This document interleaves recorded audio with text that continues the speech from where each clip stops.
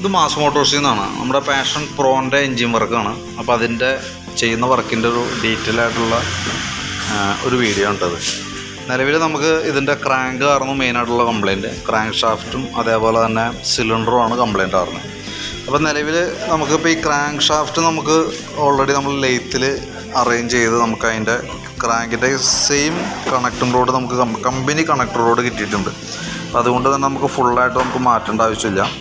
Connecting road നമുക്ക് change ചെയ്തിട്ട് side bearing മാറ്റി പുതിയ ക്രാങ്കിൻ്റെ അതേ ക്വാളിറ്റിയിൽ നമുക്ക് സെറ്റ് ചെയ്ത് എടുത്തിട്ടുണ്ട്. പിന്നെ അതേപോലെ തന്നെ ലെയ്ത്ത് വർക്ക് വന്നേക്കണ ഒരു ഇതാണ് നമുക്ക് ഹെഡിൻ്റെ വാൽവ്. ഈ 2 വാൽവ് നമ്മൾ മാറ്റി പുതിയതിട്ടാണ് വാൽവ് സീറ്റ് ചെയ്ത് ക്ലിയർ ചെയ്തെടുത്തിട്ടുണ്ട്. ഇത് ഓൾറെഡി നമുക്ക് അതിന് വാറണ്ടിയിലുള്ളതാണ്. കാരണം അതിൻ്റെ വാറണ്ടി ആ ചെയ്തേക്കണ ഡേറ്റ് അടക്കം ഇതിനകത്ത് നമുക്ക് പഞ്ചിങ് ചെയ്ത് കിട്ടുന്നുണ്ട് കേട്ടോ. അപ്പോൾ അതും പ്രകാരം നമുക്ക് 1 ഇയർ വാറണ്ടി എന്തെങ്കിലും നമുക്ക് ഓൾറെഡി കിട്ടും. പിന്നെ നമുക്ക് അതിൻ്റെ മാറ്റുന്ന കുറച്ച് പാർട്സുകളുണ്ട്. അതായത് എന്ന് വെച്ചാൽ സിലിണ്ടർ കിറ്റൊക്കെ നമ്മൾ ഓൾറെഡി മാറ്റി പുതിയതിടണേ. അത് നമുക്ക് സിലിണ്ടർ കിറ്റ് മാത്രം നമുക്ക് 2,920 തന്നെ ഉണ്ട്. പിന്നെ അതിനോടനുബന്ധിച്ച് വന്ന പാക്കിംഗ് കിറ്റ് വന്നുണ്ട് 117 രൂപ പാക്കിംഗ് കിറ്റ്. ഇത് കിക്കർ ഷാഫ്റ്റിൻ്റെ മില്ലിങ് കംപ്ലയിൻ്റ് ഉണ്ട്. അപ്പോൾ കിക്കർ ഷാഫ്റ്റിന് വന്നാണ് 375 രൂപ. പിന്നെ 4th ഗിയറിൻ്റെ വീലുകൾക്ക് തേമാനമുണ്ട്. ഒരെണ്ണത്തിന് 290 രൂപ വന്നുണ്ട്, ഒരെണ്ണം 460 വന്നുണ്ട്.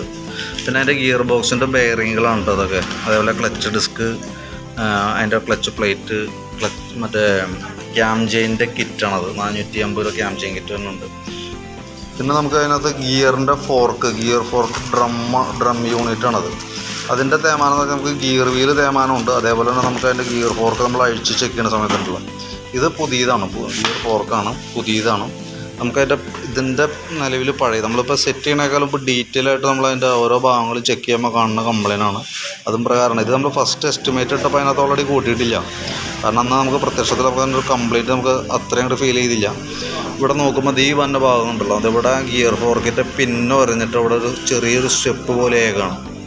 ഈ ഭാഗത്ര തേഞ്ഞ് പോയേക്കാണ്. ഇപ്പം നമ്മളിത് കണ്ടിട്ട് നമ്മളിത് ഈ രീതിയിൽ തന്നെ സെറ്റ് ചെയ്യുമ്പോൾ എന്താ പറ്റുമെന്ന് വെച്ചാൽ കുറേ കഴിയുമ്പോഴത്തേക്ക് ഓൾറെഡി ഗിയർ ടൈറ്റ് കാണിക്കും.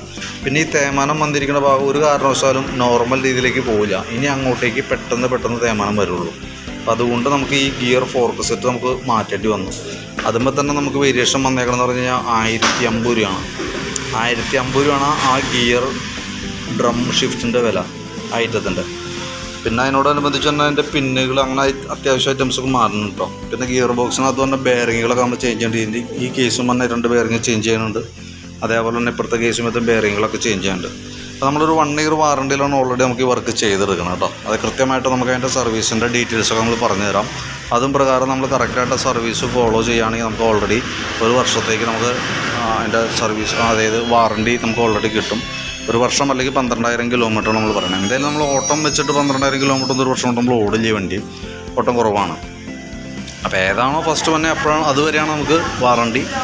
അതിൻ്റെ ഡീറ്റെയിൽസ് നമ്മൾ എങ്ങനെയാണ് എഞ്ചിൻ വർക്ക് കഴിഞ്ഞതിന് ശേഷം എന്തൊക്കെയാണ് ചെയ്യേണ്ടത്, എങ്ങനെയാണ് ചെയ്യേണ്ടതെന്ന് ഡീറ്റെയിൽ ആയിട്ട് നമ്മളത് പറഞ്ഞുതരാം. ഓയിൽ ചേഞ്ചിൻ്റെയും ടൈമിങ്ങും കാര്യങ്ങളെല്ലാം നോക്കിയിട്ട് കറക്റ്റായിട്ട് പറഞ്ഞുതരാം കേട്ടോ. അപ്പോൾ ഞാനതിൻ്റെ വർക്ക് ഓൾറെഡി ഇപ്പോൾ ചെയ്തുകൊണ്ടിരിക്കുകയാണ്. കംപ്ലീറ്റ് ആവുന്നതിൻ്റെ അനുസരിച്ച് അതിൻ്റെ ഡീറ്റെയിൽസ് വാട്സാപ്പിലേക്ക് ഒന്ന് സെൻഡ് ചെയ്തിട്ട്. ഓക്കെ.